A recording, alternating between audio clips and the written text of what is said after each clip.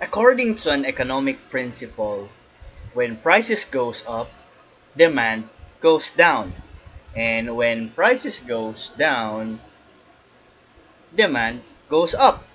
But I would like to ask this that why are there products that might not be affected by price increases or price decreases? So there are certain products na kapag tumaas yung presyo, walang effect sa demand nila.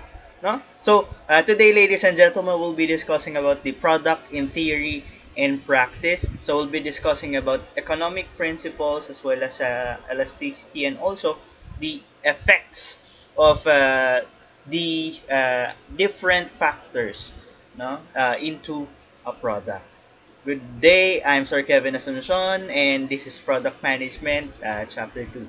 Okay, so our objectives for this session is we are able to know what are these product theories and the practices, and what are those might be strategies that we can use in able for us to debunk those theories. Okay, so our agenda is we might know the relationship between the market and the demand. We are able to classify products. We are able to classify products and the idea of services and what is branding. Okay, so marketing is all about success, as we've discussed in the first chapter. No, that it's profitable marketing that gives us success. That gives us definition of the difference between um, fame and success. So there are difference between fame and success. No? So marketing is selling things that do not come back to people who do. No? So products don't go back to those who are doing marketing. So let's debunk that in a live session. Okay, so marketing is about creation and maintaining a mutually satisfying exchange relationship. No? As I've mentioned in the past, marketing is involves all of those activities that bring satisfaction to customers as well as that achieves the organizational goals. No, so it's a mutual exchange relationship between buyers and seller.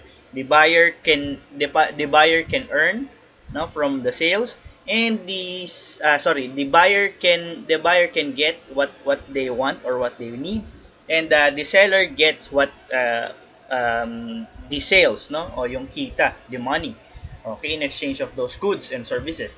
Okay, let's talk first about the meaning of the market. No, market is a place where Adam Smith's invisible hand achieves an equilibrium between the demand and supply. According to an economic book, market is a place where buyer and seller meet. No, ulitin ko that it's a place where buyer and seller meet. Traditionally, demand has exceeded supply. No, so it has determined which products are wanted most and for which most will be offered in exchange. No, so again, this is the place where buyer and seller meet, and with that indication in mind na kapag nag-exceed yung demand, ibig sabihin gusto yung product. No? Okay, dun sa supply. So, take a look at this. The traditional demand curve is whenever whenever a price whenever a price goes up, no, the quantity goes down. No, that's a traditional curve. No, because at the very least, consumer might be affected with the price. No, but not all the time. No, so again, this traditional curve is telling us, no, without anything affecting, no, dalawa lang bagay inisip mo, the price and quantity, ganito yung mag-iitsura niya. But that economic principle is governed by what we call ceteris paribus. No, what's meant by ceteris paribus? If other things are held constant. So again, this is just talking about the price and the quantity. Kumbaga sa research, these are both independent variables that are affecting each other. No? So there are more independent variables that may affect the demand curve. So take a look at this.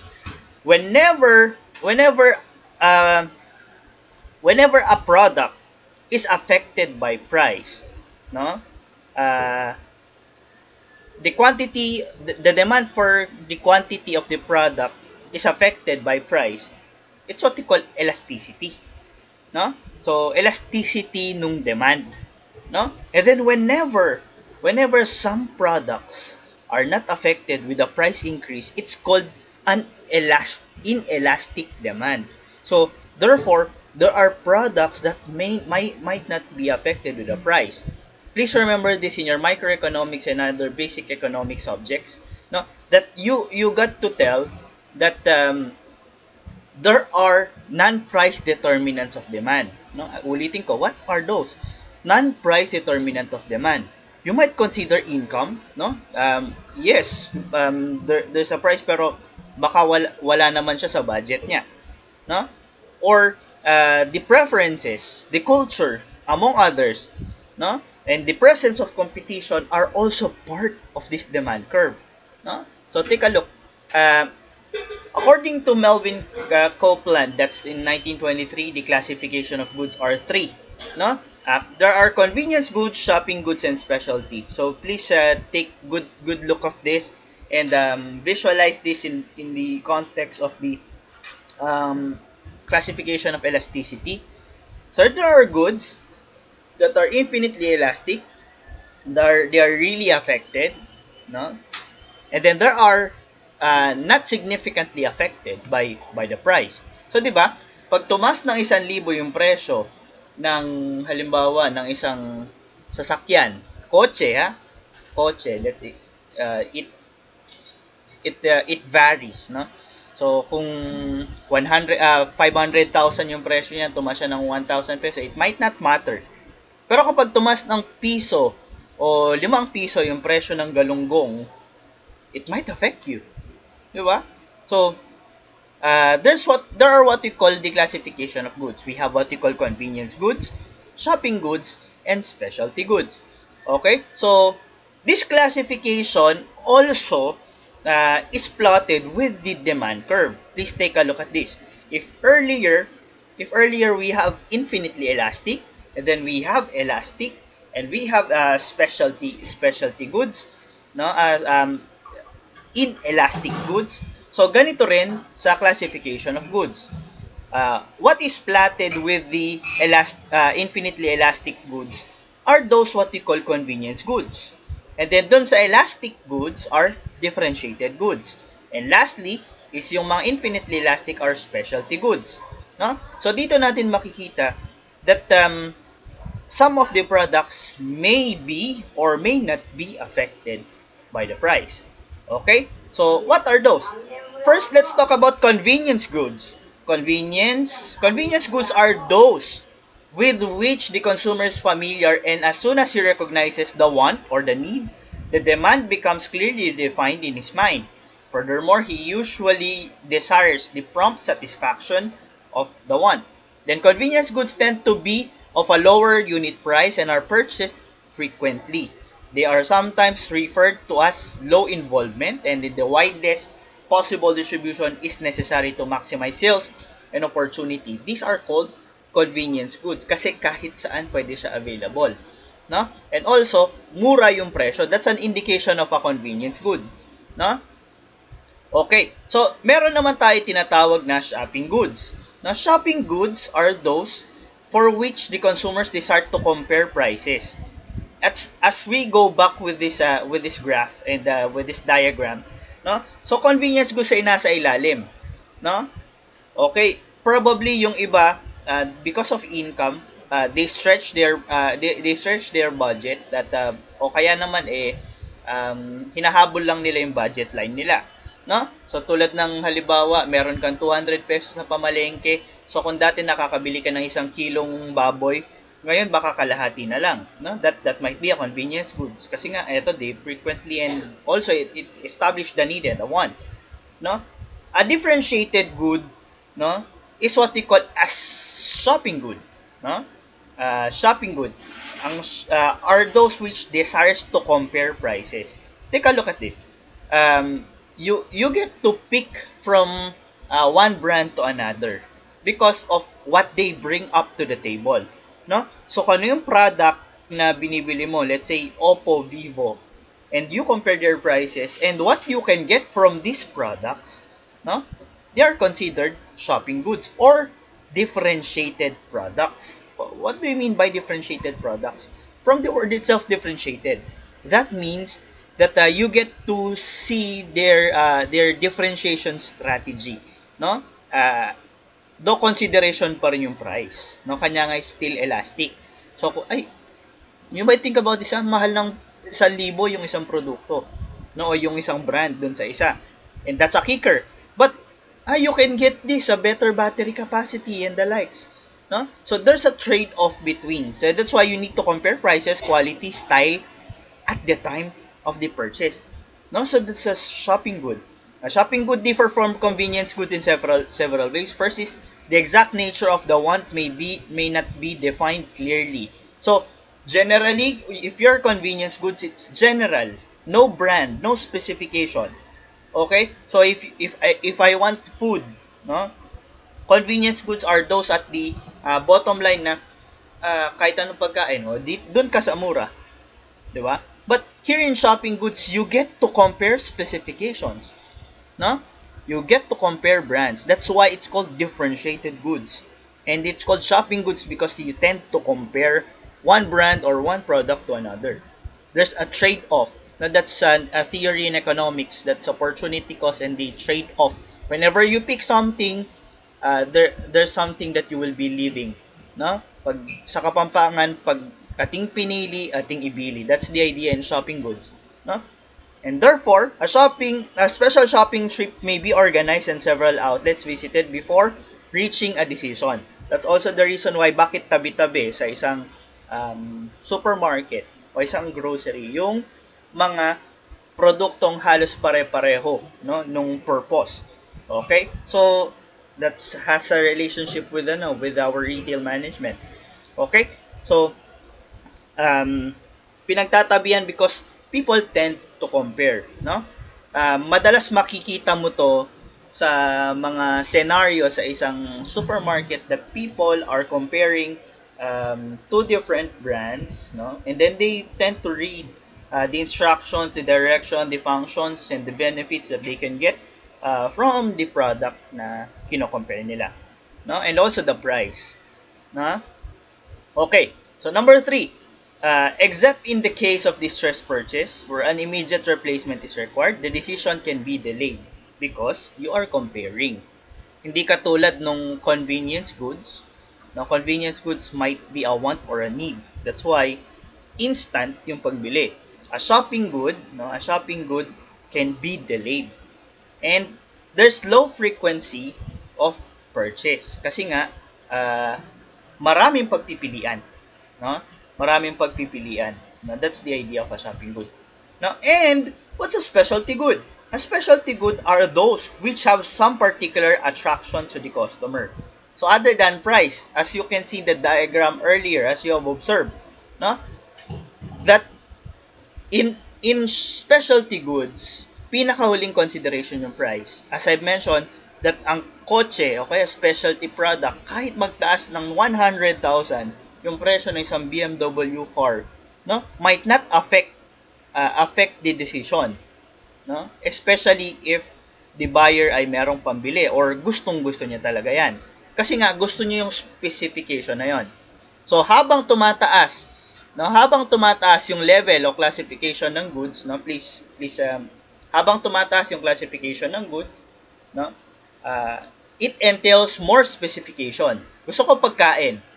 No, gusto ko pagkain. So pwede tusok-tusok. That's price. No, consideration ng price. Ay doon naman sa medyo okay serbisyo. Okay? So punta ka ng fast food. No, that's a differentiated good. Iba't iba yung pwedeng mabili mo sa fast food. And then doon tayo sa Vikings, doon tayo sa ganyan. That price is not a consideration. Dito masarap, dito serve well ka, 'di ba? So that means, no, that a product has different classification. So one product might not be unsuccessful just because hindi mo siya nakikita, no? So what distinguishes these specialty goods is that the consumers have predetermined what it is they want to buy, no? So specialty goods because of their specifications ay alam mo na ito talaga bibili ng tao, no? Okay? So different categories of goods call for different marketing strategy, no? So ito 'yan. Kapag convenience goods ang binebenta mo, pinaka-consideration yung price. 'Di ba? Kasi these are undifferentiated. Regardless of the brand, regardless of the name, no? Ang pinaka-consideration ng tao is the cost. Halimbawa, mga karinderya ang pinag-uusapan. Kadalasan pinupuntahan yung mga mura, no? So halimbawa, yung mga gulay, saan mura? 'Di ba? O kaya anong brand yung mura? That's sa convenience goods, no? And then dito tayo sa shopping goods, no? Shopping goods are differentiated, no? Remember what I mentioned in your competitive advantage of the product, that you make the same product at a lower price, no? Or make a better product at the same price. That kicks off the difference in a shopping good. That there's a trade-off, no? Whereas a specialty goods has concentrated or focused marketing strategy. No? Kasi nga, limited lang ang pwede bumili nito at limited yung may gusto ng ganyang specification. No? Kanya concentrated yung marketing strategy. So, alin dito yung pinaka-aggressive? No? In terms of competition is the shopping goods because they need to be differentiated. Kanya nga kung pupunta ka sa isang cyber zone, no, sa mall, no, yung cyber zone section niya, no? Mapapansin niyo na napaka stiff ng competition at pagdating mo pa lang doon ang dami ng lumalapit sa iyo. No, because competitions are stiff and they get to discuss what are the difference between one product to another. No, because they are shopping goods. No? Okay? So we have a buy grade framework but we'll not be discussing this here, no? So, ano ba yung mga kailangang i-consider whenever you do new task or modified rebuy or straight rebuy, no? Kasi ang pinaka goal mo bilang isang manager, no, bilang isang marketing manager is mag-establish ng loyalty or retention to the customers, of course, no? Yun yung ginagawa ngayon ng Apple, the customer loyalty. So products and services according to Adam Smith, that's even in 1776, distinguish between the production of tangible objects and intangible outputs of persons like lawyers and doctors. The latter he described as unproductive of any value. That's a service. No? Okay? So, according to Palmer, services are defined as the production of an essential intangible benefit, either in its own right or a significant element of a tangible product, which through some form of exchange satisfies an identified consumer need. So, okay? So, pure services are seen as having number of characteristics that distinguish from physical products. It's intangible, inseparability o hindi mo pwede hiwalay dun sa nagbibigay ng serbisyo. Variability, no? It changes. It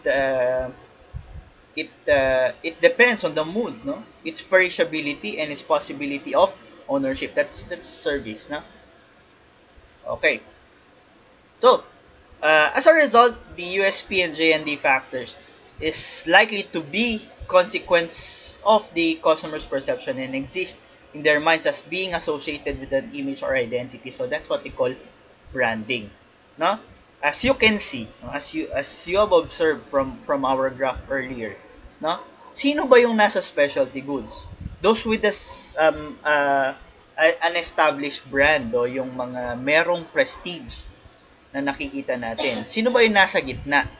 Yung mga nasa differentiated. These are competitive brands. They are not leading but they are competitive. No? Sa mga nasa utak niya as your perception. At sino naman yung nasa mga convenience settings? Yung pwede na. Yung okay na. 'Di ba? Pwede na yan kasi kailangan mo lang, no? Okay? So that's on those the convenience goods. No, those are the kind of brands that offers those, no? Okay, the growth of branding may be attributed in different factors. These are internal factors. Mass production and consumption, improved transportation. So, your branding depends on your strategies and also the environment with you, your internal organization as well. No, so what do you want? No, what do you want to be seen? No, branding is the image. No, hindi lang yung logo, but also everything that you think. Whenever you are thinking of this, like Apple. Apple is a manufacturer of premium phones. No, so they are known for that, and you're excited whenever they launch something because you will be amazed each and every time. No, so nung naglabas ng iPhone 5C dati, that's a budget phone, yung plastic na ano, iPhone 5 dati, no? They flop ng konti doon sa kanilang mga sales because the branding is not there. No, kumbaga, oh, manufacturer of a premium phone and then eto mura and it might be a consideration of their marketing strategy to put up or target those yung mga nasa gitna ng segment nila na might be thinking baka kulang lang ng pambili. But branding is what do you call that? Uh, is compromised there at the very least. No? A successful brand is a name, symbol, design, or some combination which identifies a product or a particular organization as having a sustainable differential advantage. Yun nga, no? How do you differ? That's a strategy, in differentiation strategy mo. Even the colors used, no? You as a branding strategist, no, is a brand marketer, no, you need to set up differences of your product to the other, no. Okay, so there are key points on those. Successful brands are positive. Brands can take many forms, not just names. The product may just as easily be a service, no? Pwede na service.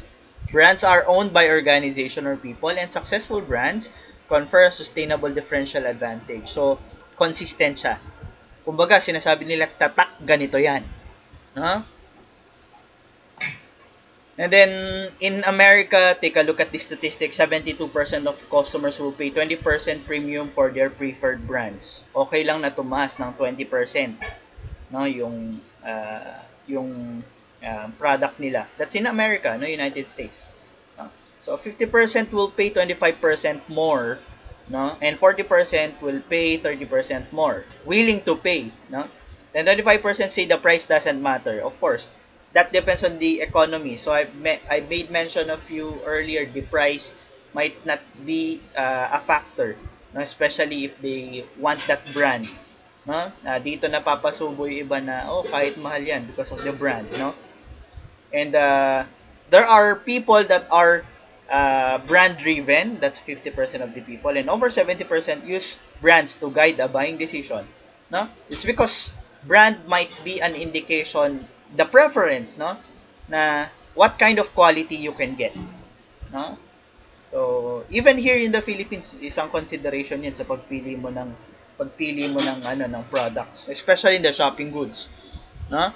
But in the convenience goods, doesn't matter, no, kung may brand yan, no, hindi, no? So iba't iba tayo ng buyer behavior, and in the future lessons we'll be discussing that more, na merong mga chapters about how we will deal with the consumer behavior that will lead us to a product strategy, no?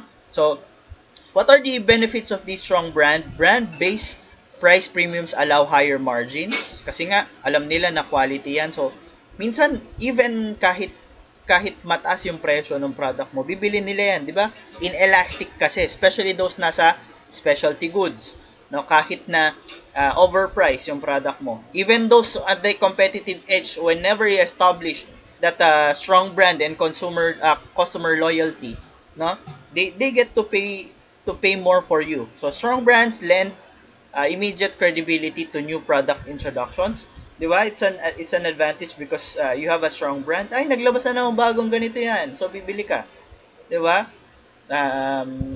Minsan hindi pa sira yung gamit mo pero nag-update ka na, nag-upgrade ka na. No? So, strong brands allow for greater shareholder and stakeholder value. So, ganun din sa investment. Strong brands embody a clear, valued, and sustainable point of differentiation. No? Minsan kasi, ginagamit mo yung isang product and isang brand, merong pride of ownership. 'Di ba? So, magkaiba yon sa ginamit mo isang convenience goods na nagfo-focus lang sa price. No, but whenever you use a branded ones, minsan there's a kicker, no? Sa mga product loyalty dito, brand conscious, no? It might be a consideration with you whenever you purchase something, no? From a convenience goods standpoint to a specialty good, no? So, ang sabi nga ng isang kaibigan ko, pag natikman mo yung lakatan, whenever lakatan is premium, no? That's an idiomatic expression, no? Minsan ayaw mo nang bumalik dun sa mas mababa. And that involves pride, no? As part of the consumer behavior. Na kasi ganito ginagamit ko dati, no? Ganito yung mga brand ko, tapos pag bumili ka, ay cheap, no? So that's a consideration na that someone is using a strong brand, no? So what are those other advantages? Loyalty drives repeat business, and also you are driving retention, no? Sa'yo pa rin bibili. Strong brands mandate clarity, internal focus, and brand execution kasi they tend to focus on what has been established. Anong alam ng tao sa kanila? Na even the designing, no? Pagdating natin ng midterms, we'll be discussing how designing is all about, especially on the branding side.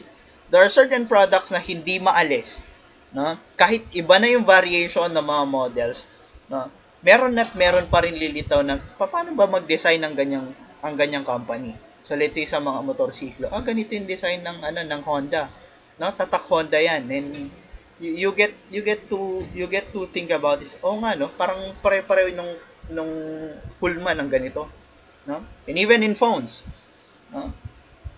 Okay? The more loyal the customer base and the stronger the brand, the more likely customers will be forgiving if a company makes a mistake. Kasi nga loyal na sila. 'Di ba? Parang sa relationship. Kapag na-establish mo yung trust, yung confidence, nagkamali ka ng konti, you might be forgiven. 'Di ba? So that's the idea there. Remember this, marketing is a courtship process. It's a relationship management, di ba? Mutually exchange relationship. Again, it's a relationship. So, yeah, you are encouraging repeat buyer at kayong dalawa, buyer and seller are satisfying both of the intentions of parties, no? So, your idea is gusto mo na sa'yo pa rin bibili yan. Parang sa boyfriend and girlfriend, you maintain your relationship. So what will you do? You make activities that will let you stay in love with each other, no? So that's the idea, no? As I mentioned in the past with you, last meeting, no? Uh, tamang effort para sa tamang tao, no? So brand strength is a lever of attracting the best employees and keeping satisfied customers, no? Particularly sa employees, no? Whenever there's a good brand, and there will be more people that will be interested applying with the company, no? 70% of the customers use a brand to guide the purchase, as I mentioned dito, as mentioned dito sa past slides. Successful brands have four key attributes: the quality of the product, second, superior service, aftermarket sales services, no? Ano ba yung mga pwedeng may bigay ng product, di ba? Minsan consideration talaga 'yon eh. What comes after? No, pag bumili ka ng mura, baka walang sumalo sa iyo, the warranty and the likes, no? First to market, whenever bago siya, maraming in-introduce. And also, lastly, is one of the most important things, the differentiation based on the branding strategy. How will you be different with the competition?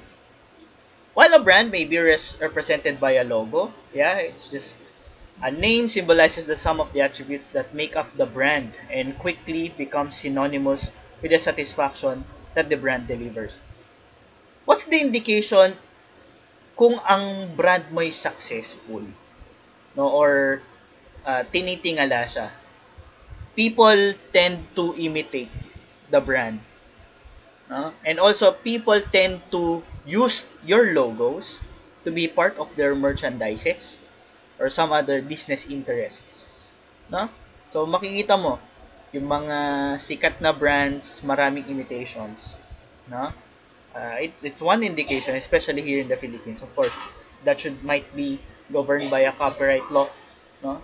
So, a brand name is a form, identification, or badge of origin, a promise of a certain level of consistency, reassurance to the authenticity, and an indicator of essential properties. No? As a result, buyers can develop attitudes towards a brand's performance and quality even if it is difficult.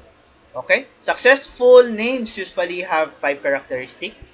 Descriptive quality, people can describe what the quality is. Distinct, kakaiba, no? International applicability, pwede pang export yan. Then, simplicity of the name, no?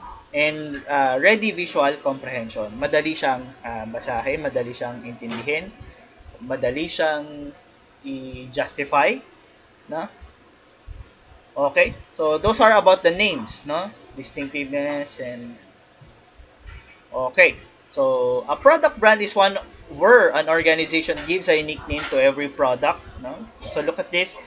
Uh, very catchy, no? If you're targeting to be a specialty services provider, there should be exclusivity of the name.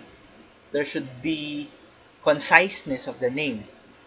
Whenever you also compete with a convenience goods, no, magkaiba yung approach even in the branding, the use of the name. Kapag ikaw gusto mong maganda yung tingin nila sa iyo at gusto mo social ang dating, ang mission mo ay eto ang target market mo and the likes, na nakadepende din yung pangalan, no? So, pag sinabi mo, let's say a coffee shop, no? Um, convenience goods usually are comicky, no? Or comical, no? Ibig sabihin, ikaw ay nagfo-focus dun sa medyo uh, low trend. So, parang nausong konti-konting mga bagay na and also medyo nakakatawa. Pero exclusive brands, halimbawa, whenever you Starbucks, Coffee Bean Project, and the likes, no? Uh, Coffee Academy, no? There's a certain ring on the name, no? Nung shop, no? Pero pag sinabi mo, ito, kape dito, kape doon, no? Sa laundry shop, no? Um, Laba Darling, mga ganon. So there's a certain effect, no? Psychology of the name of the service and the product as well. No? So there are advantages in using different name for each product. No? That's why from different brands they tend to change the name. So of course, nakadepende sa target market mo at sa klase ng produktong meron ka. No? So, kumbaga, you are using street language if your target customers are uh, on on the streets, no? Or mga nasa slums or class D and E, societal status. Pero kung target market mo ay mga mayayaman, exclusive, of course, you need to think about this. What's their interest? No? So, ganun ang dating. And also, what are your activities and marketing strategies and the details of your strategies? Paano mangyayari yan? So, that's the disadvantage. That's the loss of scale of economies, inability to draw on the reputation. By the way, di ba there are certain establishment na minsan nahiya ka pumunta kasi feel mo hindi ka belong doon, no? So if you feel like something, if you feel something like that, that means you might not be part of their target market, no? So let's see, corporate brand, company positioning statement, and what was that for, no? you're establishing your product to have that differentiation. The company have that differentiation to other people, no? Also, the advantages, what they can get from you, no? And what is your brand, or what is your company all about, no? Just like BDO, we find ways. So they tend to find ways. Their activities and their policies might be coming from that company positioning statement, no? So look at this: access, your flexible friend, and the likes, no? That's about branding. Okay, that's pretty much it. And next topic, we'll be discussing more about the product strategy in terms of the consumer behavior, no, and other strategies. Thank you very much for tuning in. I'll see you on to the next one. God bless.